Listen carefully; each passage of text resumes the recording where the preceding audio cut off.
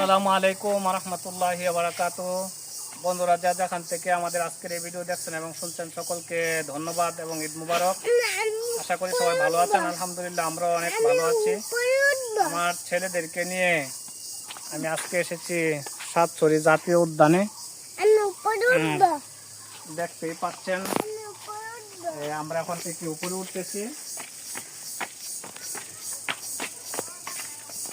বড় ছেলেকে লোক নেই,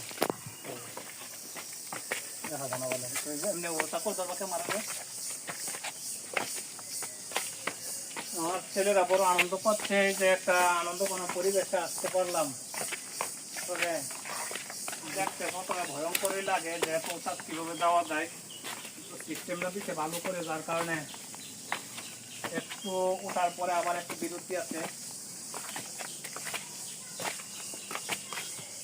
বড় সুন্দর আশ্চর্য